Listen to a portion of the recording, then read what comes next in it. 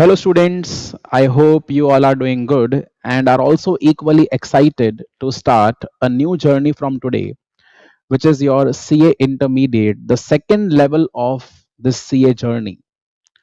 बच्चों, आज की क्लास से हम लोग शुरू करेंगे अपना paper number 1, right? CA intermediate level का पेपर नंबर 1 जो है, जिसका नाम क्या है? अकाउंटिंग।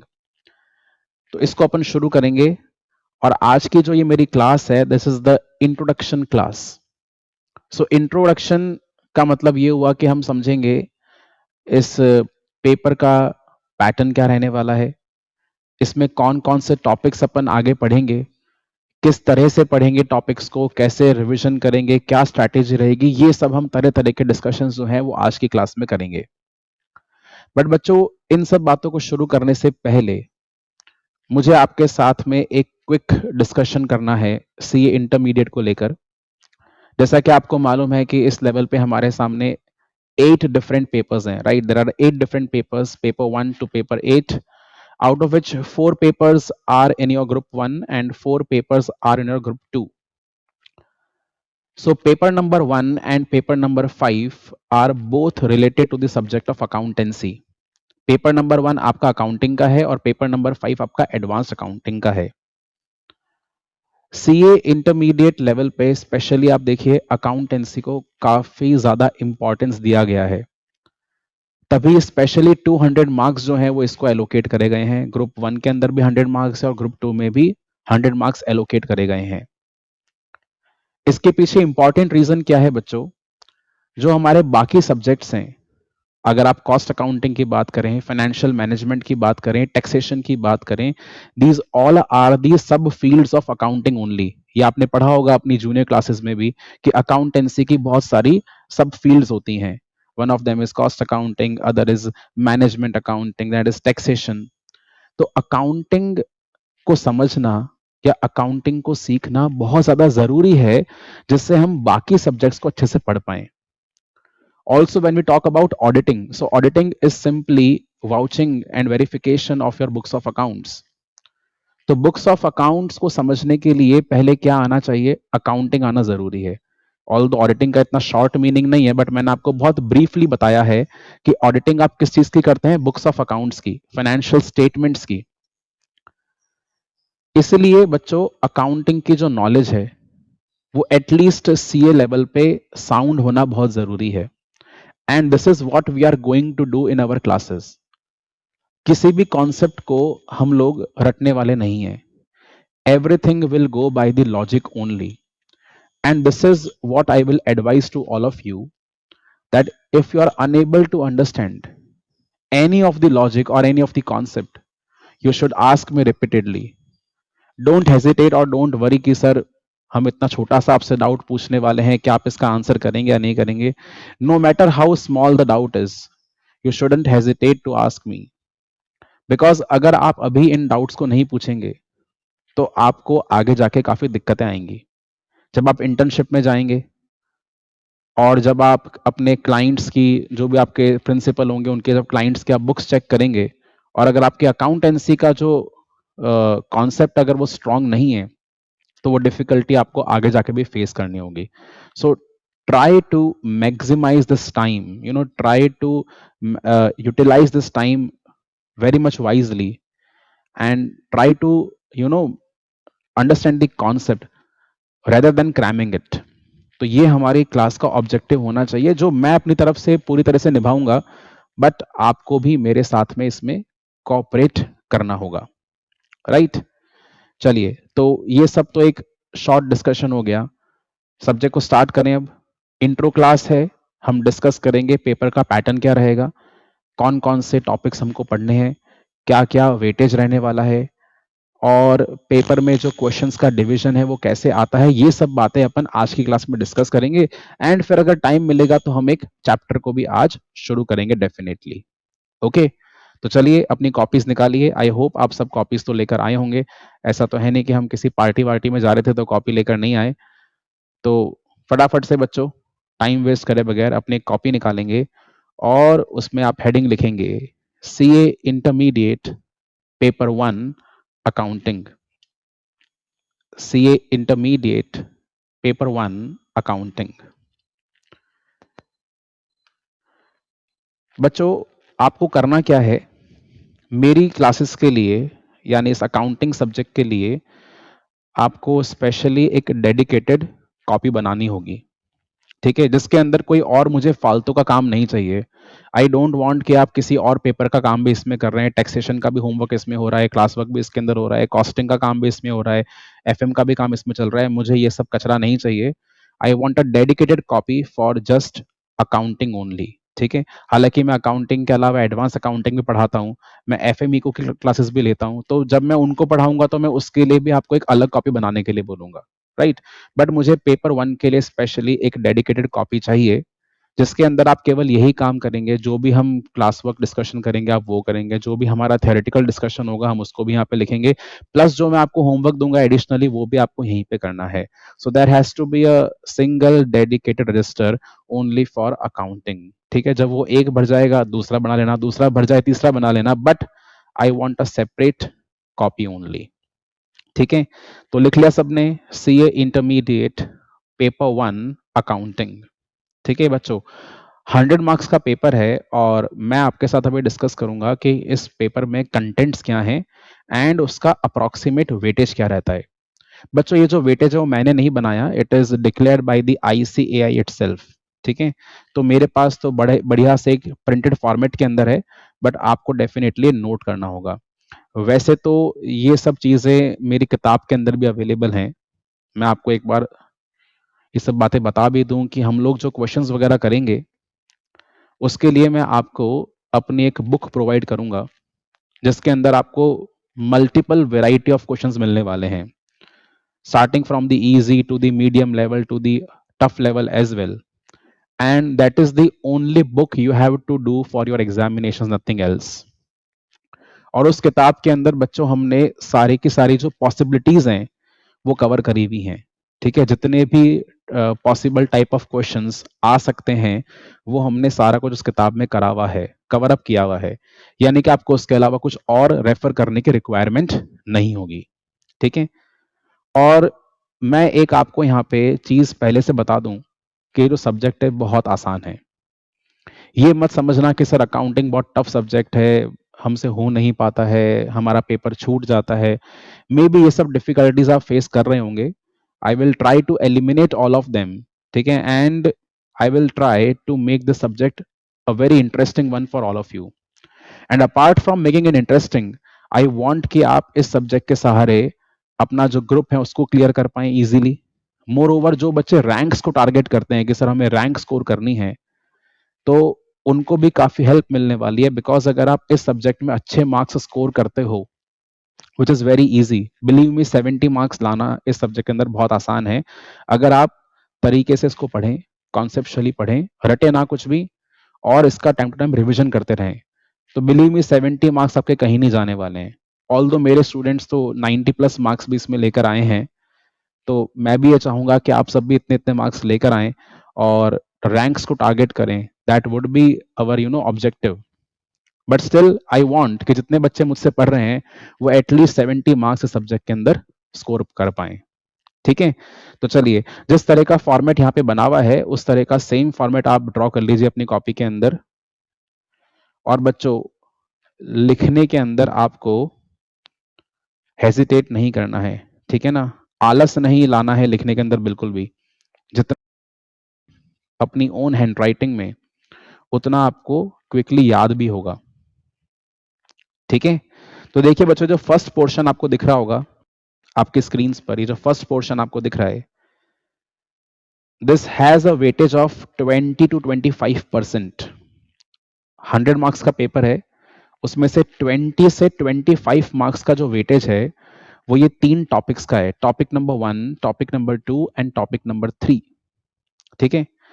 तो टॉपिक नंबर 1 यहाँ पे क्या लिखा है, process of formulation of accounting standards, ठीक है। आपको इतना बड़ा ये पूरा कॉपी नहीं करना है, process of formulation of accounting standards. Topic number 1 is process of formulation of accounting standards. Accounting standards definitely आपने कहीं ना कहीं सुना होगा, अपनी जूनियर क्लासेस 11th 12th में सुना होगा। सीए फाउंडेशन में भी आपने इसके बारे में कुछ कॉन्सेप्ट पढ़ा होगा, राइट? कुछ थ्योरी कॉन्सेप्ट आपने पढ़े होंगे। तो वही चीज यहाँ पे आ रही है, process of formulation of accounting standards. ये आपका फर्स्ट टॉपिक है, आपको इतना ही नोट करना है अपनी कॉपी में। ये सब जो आगे लिखा हुआ है वो लिखने की जरूरत नहीं है, just note it down. Process of formulation of accounting standards, ये आपका फर्स्ट सेक्शन है जिसका वेटेज 20 से 25% एग्जाम में रहता है, यानी कि 25 नंबर का एट मैक्सिमम इसमें से वेटेज रहने वाला है, जिसका फर्स्ट टॉपिक है process of formulation of accounting standards. Accounting standards कैसे फॉर्म किए जाते हैं, इसके बारे में एक ब्रीफ समरी हमको देखनी है। बच्चों, ये जो टॉपिक है एग्जाम के नजरिए से इतना रेलिवेंट नहीं है, ठीक है? मैं आपको पहले बता दूं, ये जो टॉपिक नंबर 1 है, it is not much relevant for your examinations. Second is framework for the preparation and presentation of financial statements as per the accounting standards.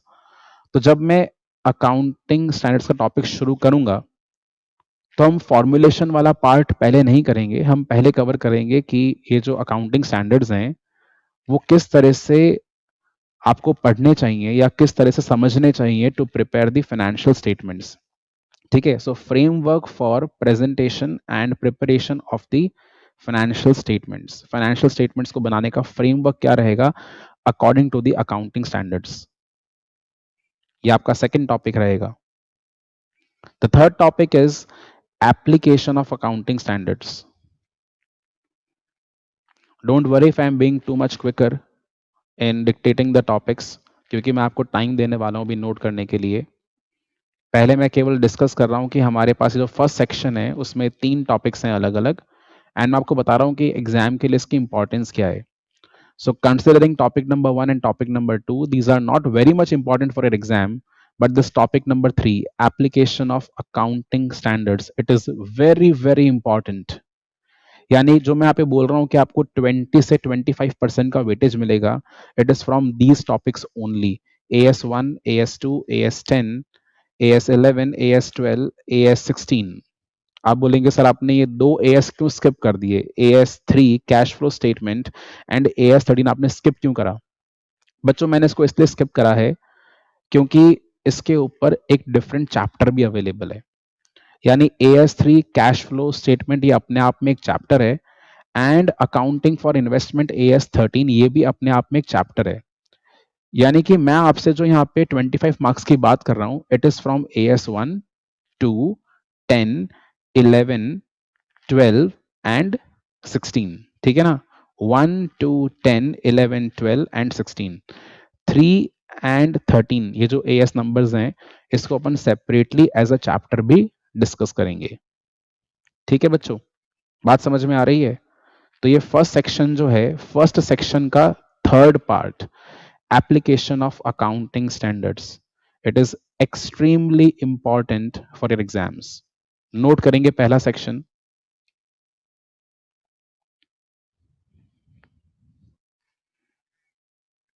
सब बच्चे नोट करेंगे।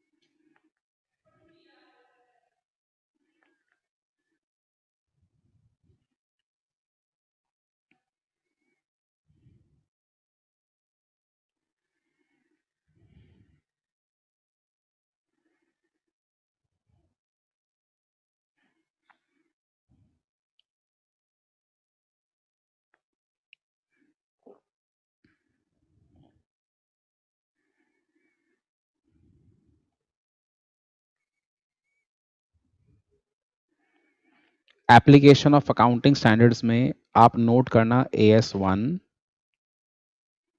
आप नोट करना AS2, 3 को आप स्किप कर देना क्योंकि वो ऐसा चैप्टर कवर किया जाएगा।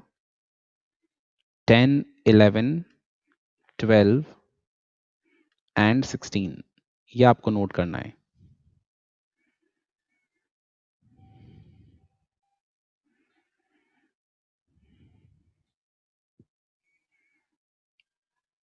This is your section 1 that will contain at a maximum 25 marks.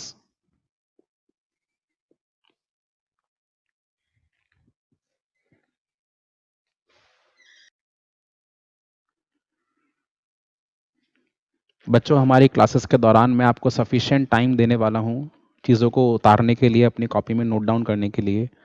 तो उसके रिगार्डिंग कभी भी आप टेंशन मत लेना। कोई भी चीज़ आपको रश अप करने की ज़रूरत नहीं है। हम बहुत आराम-आराम से एक-एक बात को समझते हुए चलेंगे और उसको सेपरेटली नोट भी करेंगे। ठीक है? तो ये जो सिलेबस है, ये नोट करना ज़रूरी इसलिए होता है ताकि आप रिवीजन में कोई भी चीज़ स्किप ना करें एंड आप इम्पोर्टेंस वाइज, वेटेज वाइज हर चीज़ को कवर अप करते हुए चलें। तो मे बी थोड़ा आज आपको अजीब लग रहा होगा कि सर इतना सारा आप कुछ लिखवा रहे हो यहाँ पे,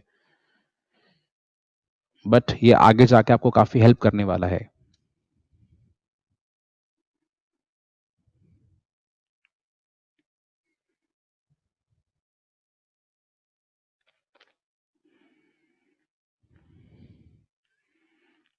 note it down properly.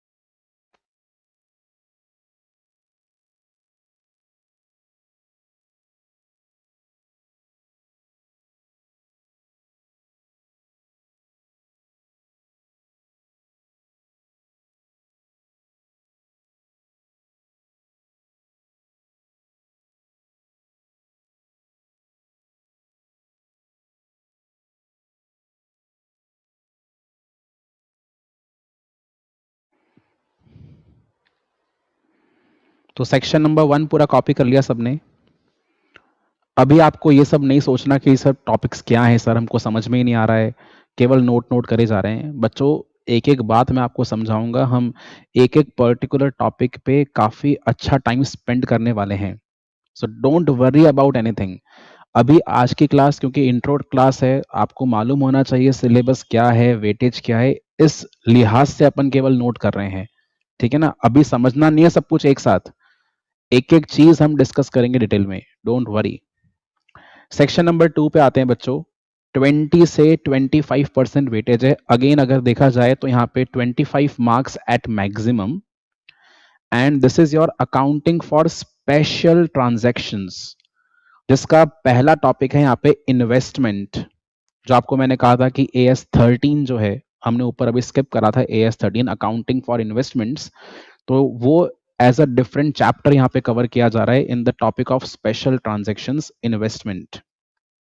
Second यहाँ पे हमारे सामने insurance claims for loss of stock and loss of profit and third है hire purchase and installment sale transactions. ये तीन चैप्टर्स जो हैं they are covered under the heading of special transactions and approximately they are having a weightage of 25 marks at maximum. तो अगर हम ऐसा अंदाजा लगाएं कि सर ये तीनों चैप्टर भी अगर एग्जाम में आ जाते हैं, मतलब अगर ये तीनों क्वेश्चंस भी एग्जाम में पुटअप करते हैं इन चैप्टर से, तो on an average her chapter का वेटेज हम 8 मार्क्स कंसिडर कर सकते हैं, राइट। 8 3 24। बट जरूरी नहीं है कि एग्जाम में इन तीनों टॉपिक में से क्वेश्चन आए, या तीनों टॉपिक में से 8 8 नंबर का क्वेश्चन आए, ये भी जरूरी नहीं है। हो सकता है किसी पर्टिकुलर टॉपिक में से जो क्वेश्चन है वो 12 मार्क्स का आ जाए, किसी टॉपिक से 4 मार्क्स का आ जाए, किसी टॉपिक से 10 मार्क्स का आ जाए, ऐसा भी हो सकता है। बट हाँ, तीनों का जो मिलाकर कंबाइंड अप्रोक्सीमेट वेटेज रहेगा दैट वुड बी 25 मार्क्स। तो ये आपका सेक्शन नंबर 2 है जो आपको नोट करना है अपनी इस टेबल में आगे। Accounting for special transactions, it is a combination of 3 chapters: investment, insurance claims for loss of stock and loss of profit, and hire purchase and installment sale transactions. ये सभी टॉपिक्स आपको बहुत नए नए लग रहे होंगे क्योंकि आपने यहाँ पे कुछ भी पहले से पढ़ा हुआ नहीं है, एक्सेप्ट आई वुड से कि आपने कैश फ्लो कहीं ना कहीं पहले पढ़ा हुआ है अपनी जूनियर क्लासेस में। इन्वेंट्रीज के रिलेशन में आपने सीए फाउंडेशन में कुछ शॉर्ट डिस्कशन देखा होगा, एक चैप्टर था इन्वेंट्रीज का इन CA foundation.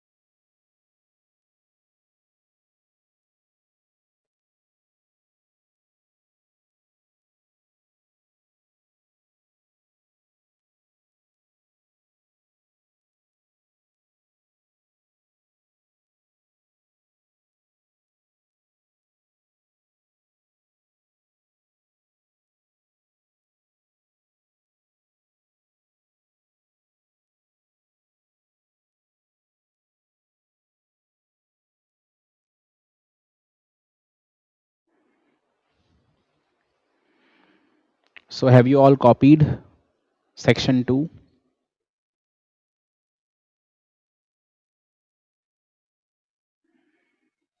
Coming to section number 3, which is again of 20 to 25 marks at maximum. This is your special type of accounting. Special type of accounting. And we are having 3 chapters once again in this section, which is departmental accounting, accounting for branches, and accounts from incomplete records. तो ये incomplete records भी कहीं ना कहीं आपने सुना हुआ है, अगर आपने सीबीएसई से अपना क्लास 11th एंड 12th किया है तो ये टॉपिक भी बहुत शॉर्ट में डिस्कस किया जाता है क्लास 11th में, accounts from incomplete records. But although यहाँ पे बहुत ही हैवी कॉन्सेप्ट यहाँ पे हम डिस्कस करने वाले हैं इस चीज़ का, उतना शॉर्ट में या उतना इजी नहीं है कॉन्सेप्ट जो आपने इसको पहले पढ़ा हुआ होगा, उससे काफ़ी डिफरेंट है एंड बहुत कॉन्सेप्चुअली पढ़ना है।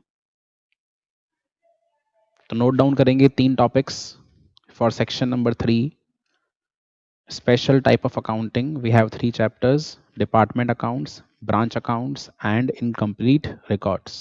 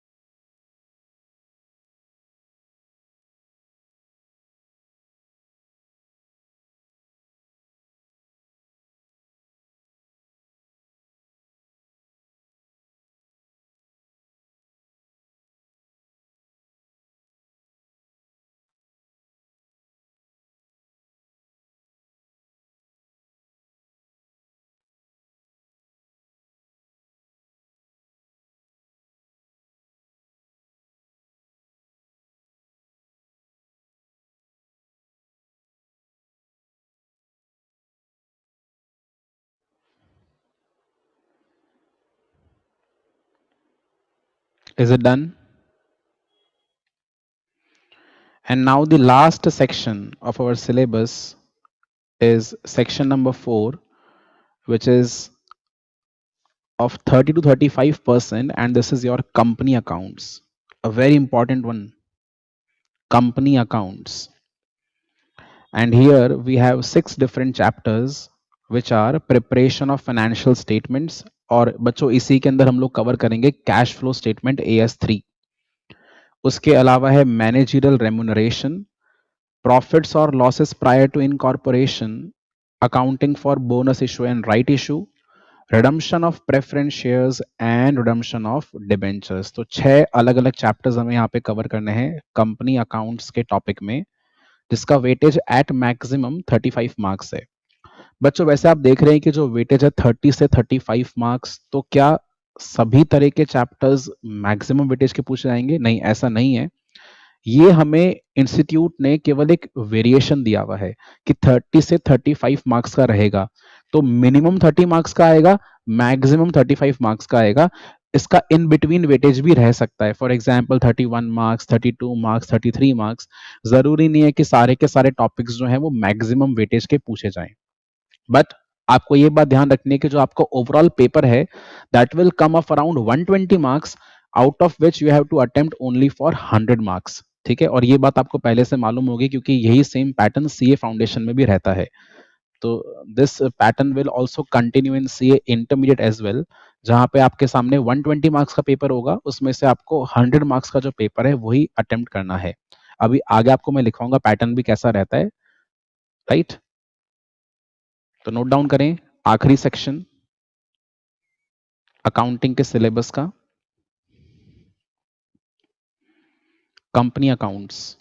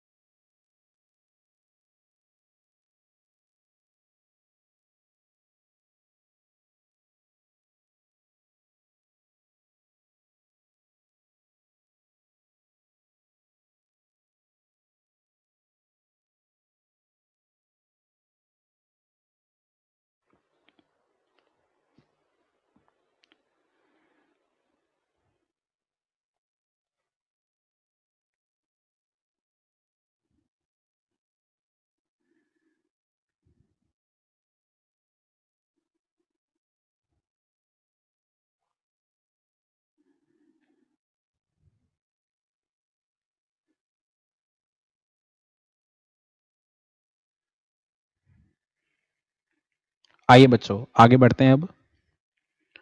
तो सिलेबस आपने ऑल इन ऑल यहाँ पे देख लिया है। अगर देखें तो यहाँ पे हमारे पास में 4 अलग अलग सेक्शंस गिवन है, बट आई वुड से हमें इन टोटल यहाँ पे 20 चैप्टर्स कवर करने हैं। आप बोल रहे हैं 20 chapters, how is it so?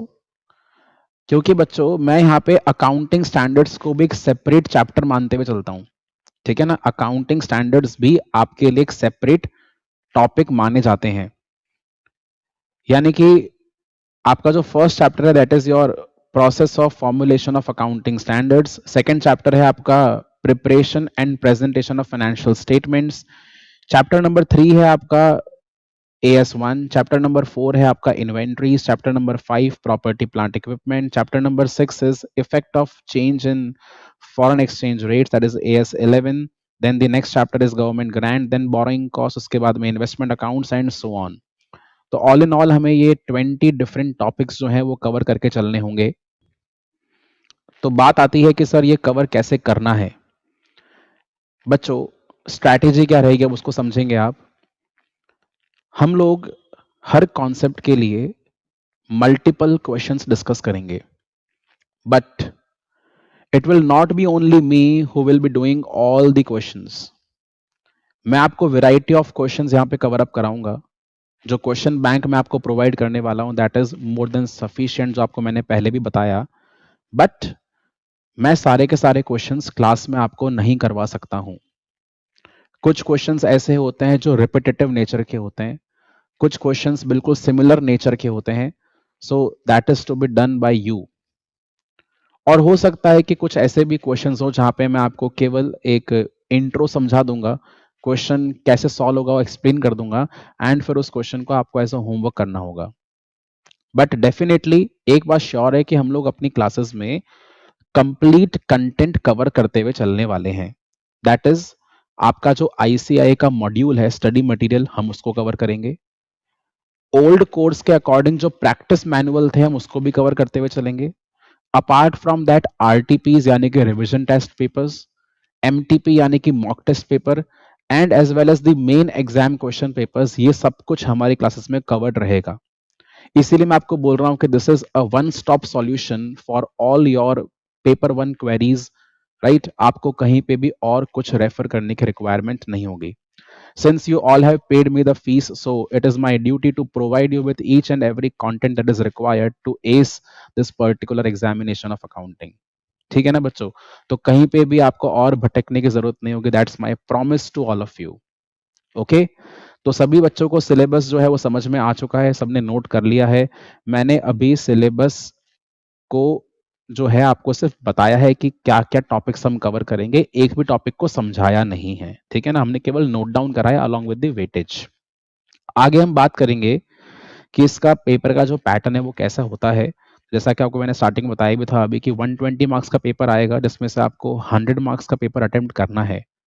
तो वो क्वेश्चन का सेटिंग कैसे किया जाता है देखें आप मेरे साथ में। क्वेश्चंस किस तरह से आते हैं।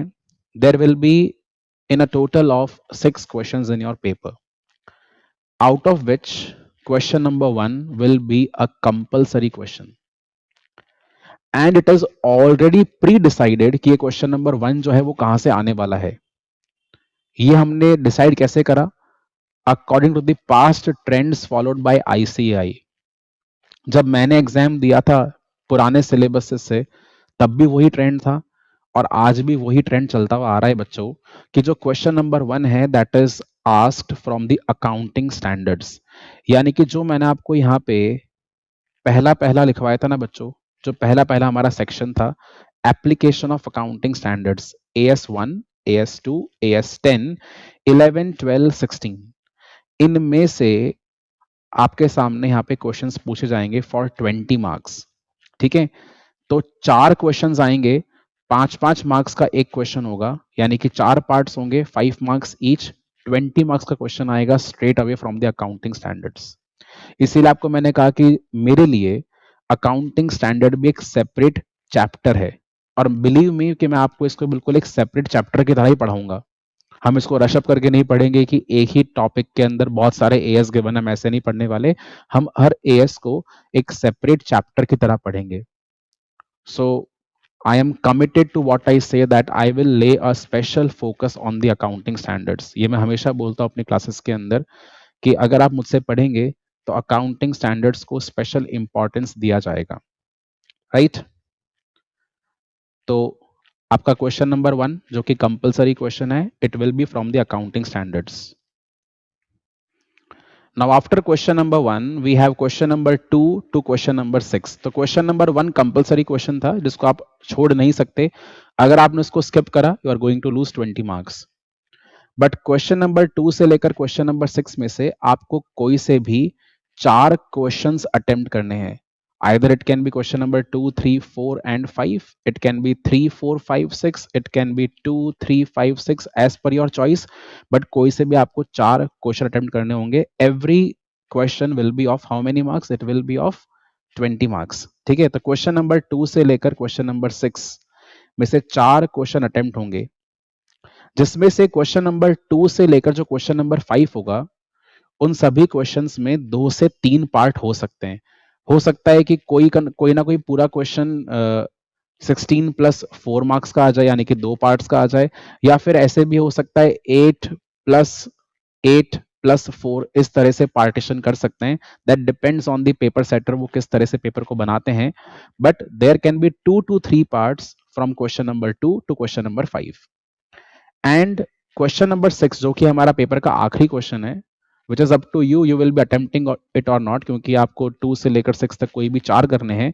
But if you attempt question number 6 तो वहां पे आपको 5 पार्ट्स मिलेंगे, 5 मार्क्स ईच के, यानी कि वो जो क्वेश्चन 25 मार्क्स का होगा, बट आपको उनमें से अगेन 4 पार्ट्स ही अटेम्प्ट करने हैं, यानी कि यहाँ पे भी आपको एक चॉइस मिलेगा. ठीक है बच्चों, तो 5 पार्ट्स होंगे, 5 मार्क्स ईच के, out of which you have to attempt only 4 parts.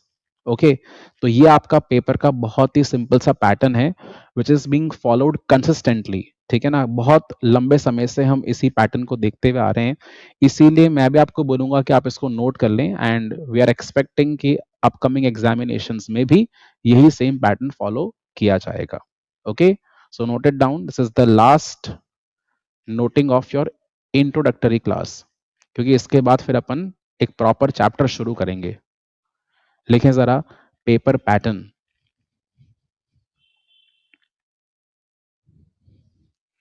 ये पूरा स्लाइड आपको नोट करना है.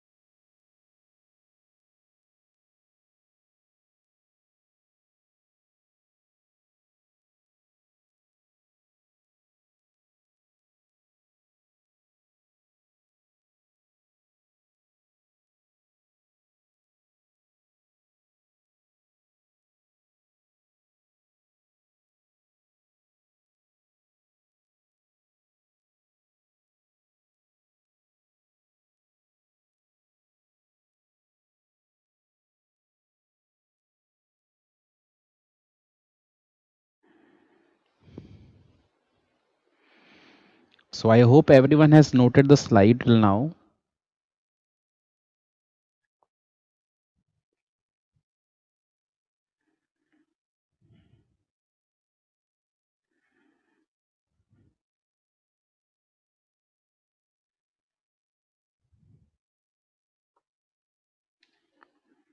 चलिए आगे बढ़ते हैं। तो बच्चों सभी को जो पेपर का पैटर्न है वो समझ में आ गया, सिलेबस क्या है वो आपको मालूम चल गया, वेटेज क्या है वो मालूम चल गया। अब हम बिना टाइम वेस्ट करे अपनी इस जर्नी को शुरू कर रहे हैं, and we are beginning a very interesting chapter from today itself, which is your accounts from incomplete records. ठीक है, इस चैप्टर को अपन शुरू करने वाले हैं। आप सोच रहे होंगे सर ये चैप्टर आप पहले क्यों ले रहे हैं? बच्चों इसके पीछे एक बड़ा इंपॉर्टेंट रीजन है। अकाउंटिंग को शुरू करने से पहले हम एक बार अकाउंटिंग के प्रोसेस को दोहराना चाहते हैं। ठीक है ना, अकाउंटिंग का प्रोसेस का मतलब क्या हुआ? सबसे पहले हम क्रिएट करते हैं एक वाउचर, ये आपने पढ़ा होगा अपनी जूनियर क्लासेस में। सबसे पहले एक वाउचर बनाया जाता है, वाउचर के बाद फिर जर्नल बनाया जाता है, जर्नल के बाद फिर हम लेजर प्रिपेयर करते हैं, लेजर के बाद हम ट्रायल बैलेंस प्रिपेयर करते हैं, और ट्रायल बैलेंस बनाने के बाद में हम प्रिपेयर करते हैं फाइनेंशियल स्टेटमेंट्स। राइट, ये आपका अकाउंटिंग का प्रोसेस है। Now what are we trying to do is we are trying to cut it short. हम इस प्रोसेस को थोड़ा शॉर्ट करने वाले हैं और हम शॉर्टकट के जरिए फाइनेंशियल स्टेटमेंट्स प्रिपेयर करने जा रहे हैं। और ये सब चीजें अपन सीखने वाले हैं इस पर्टिकुलर चैप्टर में, that is the accounts from incomplete records. इसको बहुत बार सिंगल एंट्री सिस्टम भी कहा जाता है, which is followed by the small businessman or the small entrepreneurs that do not have a very large scale operation of their business. तो ये जो हमारे छोटे मोटे व्यापारी हैं ये बेसिकली फॉलो करते हैं सिंगल एंट्री सिस्टम को, और किस तरह से हम इन ट्रेडर्स के लिए फाइनेंशियल स्टेटमेंट्स प्रिपेयर करते हैं, ये सब बातें अपन समझने वाले हैं इस पर्टिकुलर चैप्टर में। ठीक है, तो इससे क्या होगा, इस चैप्टर को स्टार्ट करने का ऑब्जेक्टिव ये है कि जो आपकी बेसिक नॉलेज है अकाउंटिंग की उसको अपन रिफ्रेश कर पाएंगे, and then we will move on to the other difficult chapters. ये चैप्टर इंपॉर्टेंट भी है एग्जामिनेशन के लिए, एंड इससे काफी बड़ा क्वेश्चन एग्जाम में पूछा जाता है। कहने का मतलब यह है कि 16 मार्क्स का क्वेश्चन भी इस चैप्टर से आ जाता है। ठीक है, सो एग्जामिनेशन के लिए भी काफी इंपॉर्टेंट है, and the biggest benefit is that we will be able to refresh our knowledge through this particular chapter. So take out a fresh page and write down the heading accounts from incomplete records.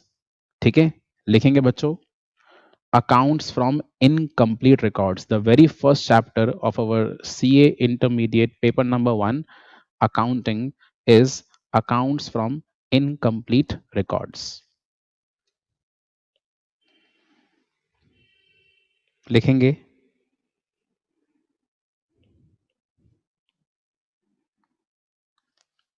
बच्चों, जो भी important बातें हैं मैं सब कुछ यहाँ पे लिखूंगा, जिसको आप भी अपनी कॉपी में नोट डाउन करेंगे। फालतू बातें नोट डाउन नहीं करनी है, बट जितनी भी चीज़ें इंपॉर्टेंट है आपके रिवीजन करने के लिए, चैप्टर को समझने के लिए, वो डेफिनेटली मैं आपको नोट करवाऊंगा। Accounts from incomplete records.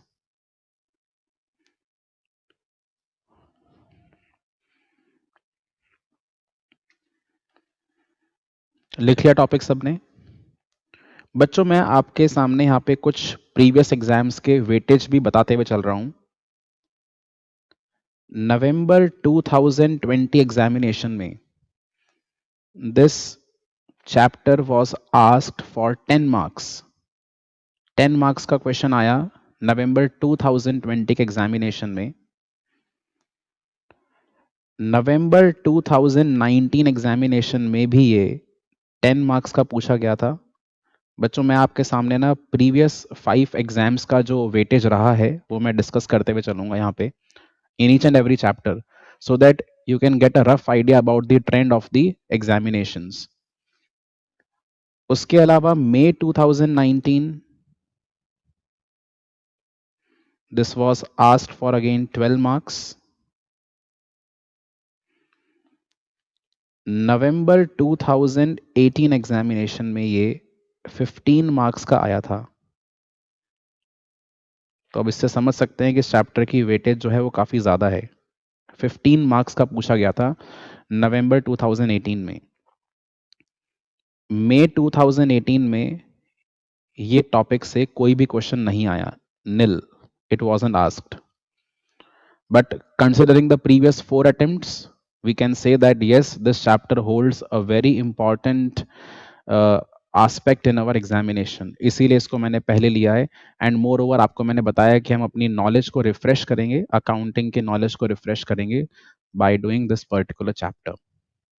ठीक है बच्चों। अच्छा, मई 19 अटेम्प्ट हुआ, नवंबर 19 अटेम्प्ट हुआ, मैंने यहाँ पे मई 20 नहीं लिखा। क्यों नहीं लिखा बच्चों? All around the world we are facing the crisis of कोविड-19, जिसकी वजह से नवंबर 2020 में ही मई 2020 का अटेम्प्ट भी मर्ज कर दिया गया था। ठीक है, पहले एग्जाम्स पोस्टपोन हुए, फिर पोस्टपोन होते होते वो अल्टीमेटली मर्ज हो गए नवंबर 2020 के एग्जामिनेशन के साथ में। इसलिए मई 2020 यहाँ पे लिखा हुआ नहीं है, बिकॉज एग्जामिनेशन हुआ ही नहीं था। So it was basically May plus November 2020 examination. Okay, तो चलिए आगे बढ़ते हैं बच्चों फटाफट से। एक बार हम चैप्टर की थीम को समझने जा रहे हैं। तो मैं यहाँ पे अकाउंटिंग का जो प्रोसेस है वो समझाने वाला हूँ आपको, बट आपको वो नोट डाउन नहीं करना। आपको जो थ्योरी है वो नोट डाउन करनी पड़ेगी बाद में। फिलहाल हम ये समझें कि अकाउंटिंग कैसे करी जाती है। So I would say that the end result, बच्चों what is the end result of the accounting process? The end result is basically your financial statements, right? All of you are aware about this fact that financial statements are the end results of our accounting process. और basically मैं यहाँ पे accounting process में भी बात कर रहा हूँ आपके बुक कीपिंग की। ठीक है, बुक कीपिंग का मतलब क्या है? Maintaining record of the transactions. जो आप ये जर्नल, लेजर, ट्रायल बैलेंस बनाते हैं, ये सब क्या है? बुक कीपिंग है। उसके बाद फिर आप क्या प्रिपेयर करते हैं? Financial statements, which is a part of what? Accounting. तो ये जो फाइनेंशियल स्टेटमेंट्स हैं, which basically includes what? It includes trading and profit and loss account, right? बच्चों फाइनेंशियल स्टेटमेंट्स में क्या आता है? Trading and profit and loss account, plus इसमें क्या आता है? Balance sheet. ठीक है, ये हम प्रिपेयर करते हैं। और इसको प्रिपेयर करने के लिए अगर हम थोड़ा रिवर्स डायरेक्शन में जाएं तो हमें क्या क्या चाहिए होता है? सबसे पहले हमें चाहिए होता है जर्नल, जहां पे बच्चों अपन क्या करते हैं? Recording of the transactions. Now journal is the first place where you record your entries या फिर ट्रांजैक्शंस। तो जितने भी ट्रांजैक्शंस या इवेंट्स हैं वो सबसे पहली बार जर्नल में रिकॉर्ड करे जाते हैं। अच्छा, जर्नल के अलावा आपके पास एक और ऑल्टरनेटिव क्या अवेलेबल होता है? Subsidiary books. सो जर्नल और सब्सिडियरी बुक्स के अंदर बच्चों आप क्या करते हैं? रिकॉर्डिंग करते हैं। अच्छा ठीक है, फिर बच्चों जर्नल के बाद क्या किया जाता है जरा बताइए? जर्नल के बाद हम क्या प्रिपेयर करते हैं? लेजर। और लेजर में हम लोग बच्चों क्या करते हैं? पोस्टिंग। यानी जो भी आपने जर्नल में एंट्रीज बनाई हैं, उन सभी एंट्रीज को आप 2 बार पोस्ट करते हैं। 2 बार पोस्ट करने का मतलब क्या होता है? जैसे कि आपने एंट्री बनाया Ramesh account debit to sales account, तो आप 2 सेपरेट अकाउंट्स ओपन करेंगे। एक रमेश का अकाउंट होगा, एक सेल्स का अकाउंट होगा। तो रमेश के अकाउंट में एंट्री बनाएंगे to sales account, sales account में एंट्री बनाएंगे बाय रमेश अकाउंट। इस तरह से आप लेजर में क्या करते हैं? पोस्टिंग करते हैं। उसके बाद हम क्या करते हैं बच्चों? जितने भी हमने लेजर में अकाउंट्स ओपन करे उसका हम एक समरी क्रिएट करते हैं, और जो उसके फाइनल बैलेंसेस हैं that we summarize into a statement called the trial balance. And trial balance की बेसिस पर हम फाइनली क्या प्रिपेयर करते हैं? Trading and profit and loss account as well as the balance sheet. यही यही प्रोसेस है अकाउंटिंग का। ठीक है, तो बच्चों एक बात समझिए, ये जो अकाउंटिंग का फुल फ्लेजेड प्रोसेस है, इसको फॉलो करना और इसको अडॉप्ट करना एक्सपेंसिव है या नहीं है? It's a bit expensive in terms of time and also in terms of money. ठीक है, और इसको अडॉप्ट करने में थोड़ा आपको नॉलेज भी चाहिए। यानी अगर अकाउंटिंग का नॉलेज ना हो तो आप ये सब काम नहीं कर पाएंगे। या फिर अगर आपको ये काम नहीं आता बट स्टिल आपको ये काम करवाना है, so you will have to appoint an accountant. But अगर कोई पर्सन या कोई एंटरप्रेन्योर जो कॉमर्स के बैकग्राउंड से है ही नहीं, अगर आप उससे ये सब चीजें बोलेंगे कि तुम्हें ये काम करना है अपने बिजनेस में, तो वो क्या करेगा? वो करना नहीं चाहेगा क्योंकि उसको ये काम आता नहीं है। और अगर आप बोलेंगे कि ये काम करने के लिए आपको हायर करना है अकाउंटेंट, तो वो करना नहीं चाहेगा because he will have to spend some extra money for it. तो बच्चों, ये जो फुल फ्लेजेड प्रोसेस है वो जनरली अपन देखते हैं बड़े बिजनेसेस के अंदर। So if I talk about Reliance limited, they are definitely following this particular process. If I talk about Tata, तो वो लोग भी इस प्रोसेस को फॉलो कर रहे हैं। अगर मैं बात करूं इन्फोसिस की, तो वो सब भी इसको फॉलो कर रहे हैं because they all are listed companies and it is mandatory for them to follow this particular accounting process. But let us say कि आपके घर के आसपास एक बहुत छोटा सा वेंडर है, एक किराने की दुकान है। डू यू एक्सपेक्ट कि वो वेंडर भी इस तरह का पूरा अकाउंटिंग प्रोसेस फॉलो करता होगा? नहीं। आपने उससे पूछा है उसके एजुकेशन क्या है, वो बोलता है कि सर मैं तो 10th पास हूं। अब क्या आप किसी 10th पास एंटरप्रेन्योर से ये एक्सपेक्ट करेंगे कि वो अकाउंटिंग समझे? नहीं, वो नहीं समझता है। आपने उसको सलाह दिया कि आप एक अकाउंटेंट को अपॉइंट करिए, वो रखना नहीं चाहता। But he still wants to know the position of his business. आप समझिए, इस चैप्टर का ऑब्जेक्टिव आपके लिए क्या है? Being a CA. जब आप सीए बन जाएंगे तो आपके पास ऐसे बहुत छोटे मोटे क्लाइंट्स आ सकते हैं जिनका टर्नओवर बहुत छोटा है या जिनका प्रॉफिट बहुत कम है, but still they want to file their income tax returns, and they want to know about the profitability of their business। उनको जानना है कि उनकी प्रॉफिट क्या है, बिजनेस का कितना टैक्स बनेगा, वो किस तरह से अपने फाइनेंस की प्लानिंग कर सकते हैं। ऐसे क्लाइंट्स आपके पास में आएंगे। तो क्या हमारी ड्यूटी नहीं बनती कि हम ऐसे क्लाइंट्स को भी उनका प्रॉफिट निकाल कर दें? बताइए। यस, डेफिनेटली बनती है। तो बच्चों, वही टेक्निक हमें यहाँ पे समझना है। हम यहाँ पे बहुत लंबा चौड़ा प्रोसेस फॉलो नहीं करने वाले। मैं आपको ये नहीं बोलूंगा कि आप जर्नल बनाने बैठो, फिर आप लेजर बनाओ, फिर आप ट्रायल बैलेंस बनाओ, उसके बाद आप प्रिपेयर करो फाइनेंशियल स्टेटमेंट्स। नो, हम लोग यहाँ पे डायरेक्टली फाइनेंशियल स्टेटमेंट्स प्रिपेयर करने वाले हैं। एंड जितने भी हम लोग यहाँ पे कॉन्सेप्ट डिस्कस करेंगे, that is basically only for the small businesses. यानी कि मैं यहाँ पे कंपनीज की बात नहीं करने वाला हूं बच्चों। क्यों? क्योंकि आपको मालूम है कंपनीज के लिए हम एक डेडिकेटेड फॉर्मेट यूज करते हैं, that is prescribed by the companies act 2013। So we are not discussing about the companies at all. इस चैप्टर का जो कंसर्न है, that is only in relation to the small businesses, small entrepreneurs who do not have a dedicated accountant at their facility, at their place. They do not have any accountant and they are maintaining only some small records। या आप कह सकते हैं कि उनके पास केवल ये detail available है कि कितना कैश आया, कितना कैश गया, कितना सामान खरीदा, कितना सामान बेचा, किससे पैसा लेना है, किसको पैसा देना है, कितना स्टॉक गोडाउन में रखा हुआ है। बस कुछ इस तरह की इंफॉर्मेशन अवेलेबल है और उसी के बेसिस पर हमको ये सीखना है कि how can we prepare the trading and profit and loss account and the balance sheet. ये हमारे इस चैप्टर का ऑब्जेक्टिव है। यानी यहाँ पे अगर इस टाइटल को इंटरप्रेट किया जाए, अकाउंट्स फ्रॉम इनकम्प्लीट रिकॉर्ड्स, तो इसका मतलब क्या निकल कर आएगा बच्चों? इस चैप्टर का मीनिंग ये निकल कर आएगा कि आपके पास कुछ summary transactions and events available हैं जिसके बेसिस पर आपको क्या प्रिपेयर करना है? फाइनेंशियल स्टेटमेंट्स प्रिपेयर करने हैं, in which we are only preparing the trading and profit and loss account and the balance sheet, not the cash flow statement।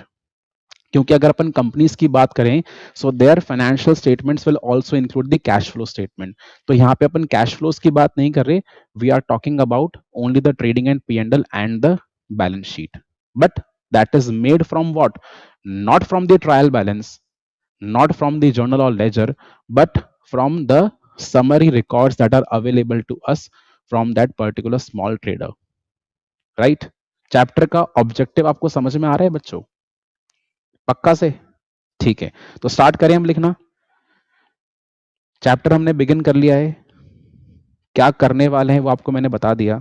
अब हम नोट करेंगे धीरे धीरे। ठीक है, लिखें मेरे साथ में।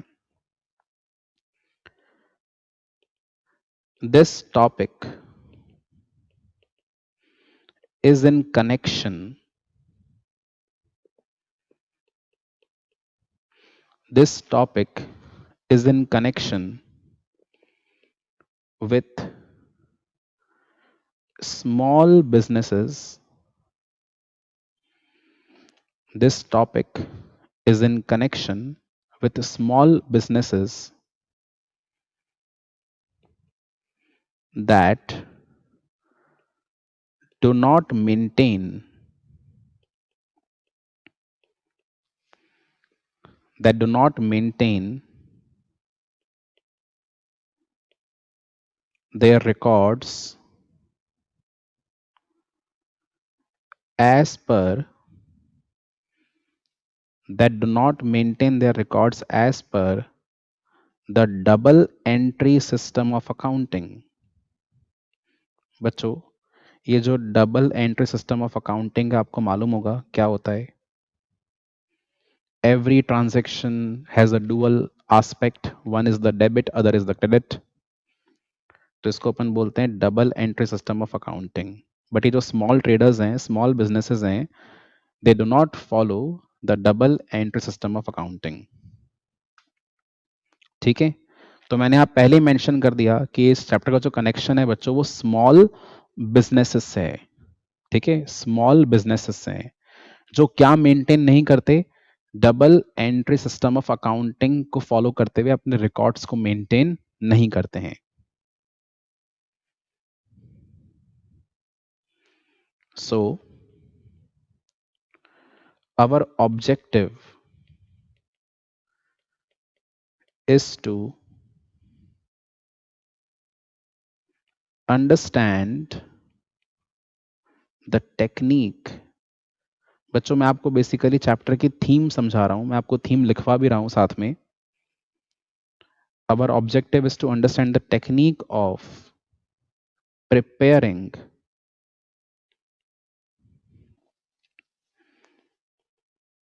the financial statements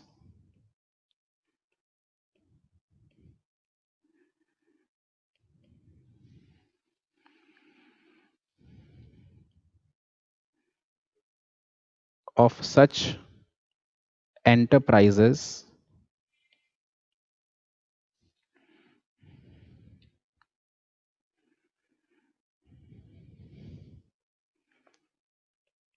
using the available data. Using the available data. Note कर लें.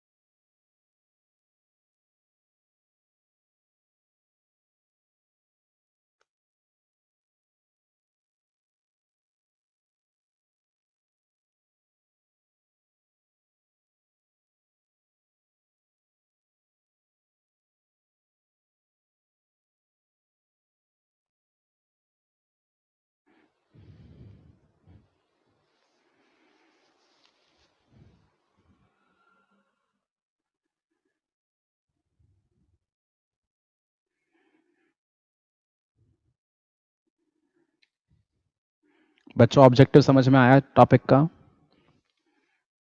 आगे लिखेंगे फाइनेंशियल स्टेटमेंट्स shall include इसमें क्या क्या प्रिपेयर करना पड़ेगा? Shall include trading and profit and loss account,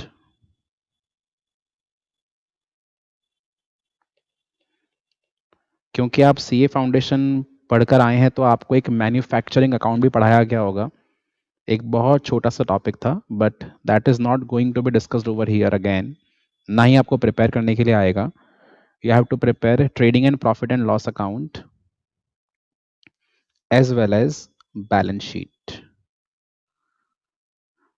but जैसा आपको मैंने समझाया बच्चों, ये फाइनेंशियल स्टेटमेंट्स बनाने के लिए हमें वो लॉन्ग प्रोसीजर फॉलो नहीं करना है जो हम पहले से फॉलो करते हुए आ रहे हैं। यानी कि आपने जो क्लास 11th में फॉलो करा कि पूरा लंबा चौड़ा जर्नल बनाकर, लेजर बनाकर, ट्रायल बैलेंस बनाकर फिर आप बनाएंगे फाइनेंशियल स्टेटमेंट्स। नहीं, हमें ऐसा काम नहीं करना है। हमें शॉर्ट समरी रिकॉर्ड्स के अकॉर्डिंग प्रिपेयर क्या करना है?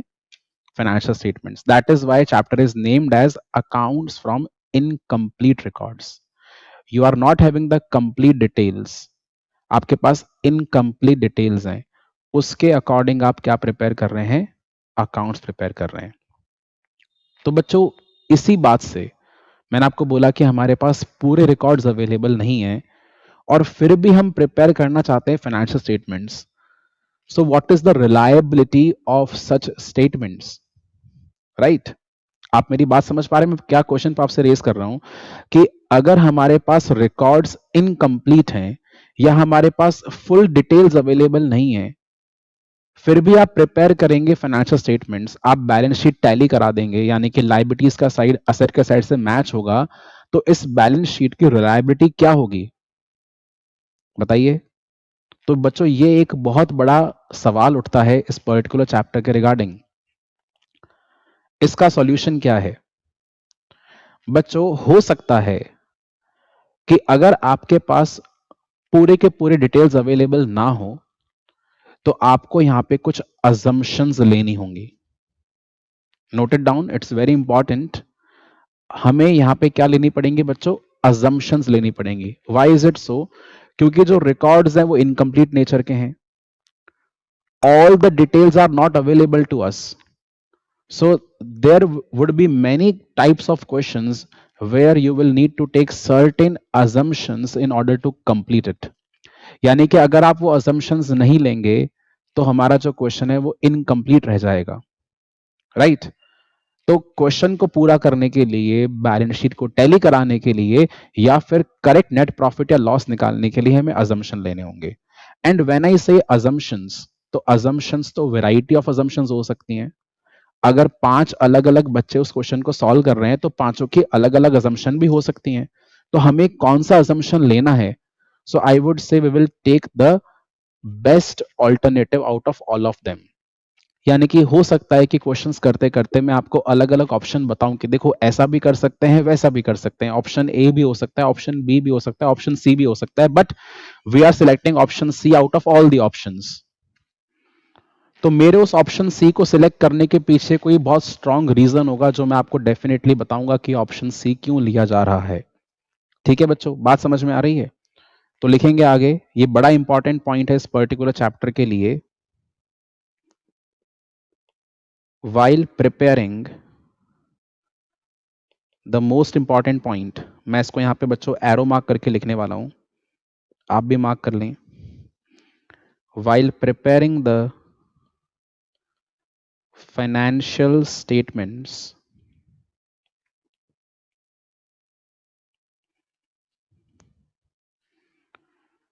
we might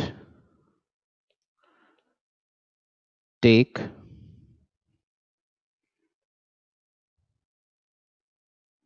some assumptions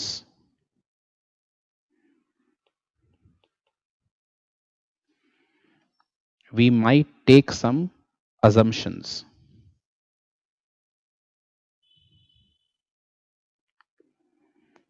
according to the best judgment।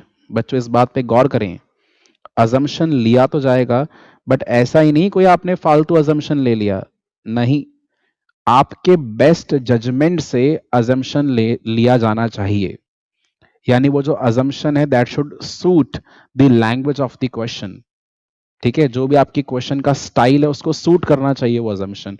और ये सब कैसे होगा बच्चों, ये सब प्रैक्टिस के थ्रू होगा। जब हम वेराइटी ऑफ क्वेश्चंस अपनी क्लास में डिस्कस करेंगे तो डेफिनेटली आप इस बात को समझ पाएंगे कि कौन सा अजम्पशन बेस्ट रहेगा। ठीक है, नोट कर लें जरा।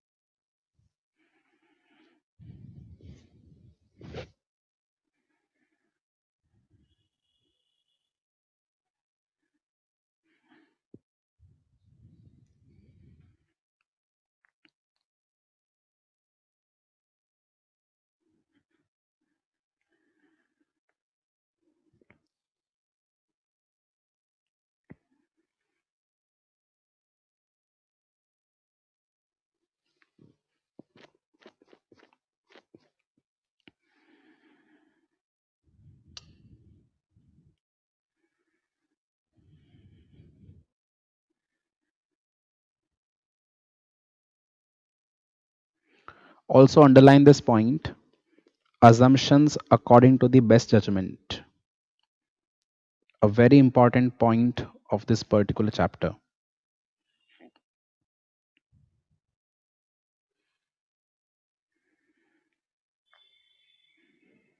राइट तो बच्चों चैप्टर में करना क्या है, वो थीम मैंने आपको समझाई अभी बहुत शॉर्ट में कि यहाँ पे हमें प्रिपेयर करने होंगे financial statements by the shortest route possible. ठीक है, सुनना आप मेरी बात बहुत ध्यान से, मैं क्या बोल रहा हूँ, हमें प्रिपेयर करने हैं financial statements with the shortest route possible. और इस रूट का मतलब ये हुआ कि हमें जर्नल एंट्रीज नहीं बनानी, हमें जर्नल के बाद लेजर नहीं बनाना, हमें लेजर के बाद ट्रायल बैलेंस नहीं बनाना, हमें इन सब के बगैर सबसे शॉर्टेस्ट रूट लेकर हमें क्या प्रिपेयर करना है, फाइनेंशियल स्टेटमेंट्स प्रिपेयर करने हैं। अब ये जो शॉर्टेस्ट रूट है, हो सकता है इसके अंदर आपको कहीं ना कहीं जर्नल एंट्रीज का सपोर्ट लेना होगा, कुछ जगह पर आपको लेजर का सपोर्ट लेना होगा, but we are not going to make the entire ledger. यानी मैं आपसे ऐसा नहीं बोलूंगा कि भाई आप सारे के सारे लेजर अकाउंट्स ओपन करेंगे, नहीं, हम कुछ सिलेक्टेड लेजर अकाउंट्स ओपन करेंगे, हम कुछ सिलेक्टेड जर्नल एंट्रीज को एनालाइज करेंगे और उसके थ्रू अपन क्या प्रिपेयर करेंगे, फाइनेंशियल स्टेटमेंट्स। अब कौन कौन से लेजर अकाउंट्स ओपन करने चाहिए, ठीक है, या कौन कौन से पॉइंट्स को हमें टिपिकली एनालाइज करना पड़ेगा, ये सब कुछ अपन सीखेंगे क्वेश्चंस के थ्रू, यानी कि हमारी फर्दर क्लासेस में डिस्कस किया जाएगा। बट ऑल इन ऑल जो चैप्टर का ऑब्जेक्टिव है वो आपको क्लियर हुआ या नहीं हुआ, चैप्टर को अपन क्यों पढ़ रहे हैं बात समझ में आ रही है? क्योंकि हम लोग in real world, in practical life हम लोग ऐसा एक्सपीरियंस करेंगे कि हमारे पास स्मॉल ट्रेडर्स आएंगे जिनके पास में कोई भी कंप्लीट डेटा अवेलेबल नहीं होगा, एंड उस इनकम्प्लीट डेटा से आपको उनका प्रॉफिट या लॉस कंप्यूट करना होगा, एंड फिर उनके लिए आपको टैक्स प्लानिंग करनी होगी। यानी ये चैप्टर आपको प्रैक्टिस के समय बड़ा हेल्प करने वाला है।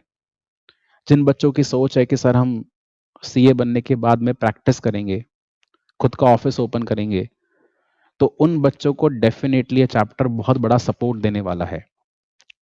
क्योंकि अक्सर हमारे पास में ऐसे बहुत सारे मल्टीपल स्मॉल क्लाइंट्स होते हैं जिनके पास प्रॉपर अकाउंटिंग रिकॉर्ड्स अवेलेबल नहीं होते, but they desire to get their profits calculated and they desire to file their income tax returns.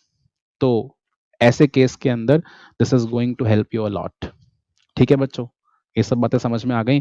तो नेक्स्ट क्लास में हम लोग क्वेश्चंस को बिगिन करेंगे और कुछ और इस चैप्टर के नोट्स को कॉपी डाउन करेंगे, right? See you all in the next class, till then bye bye.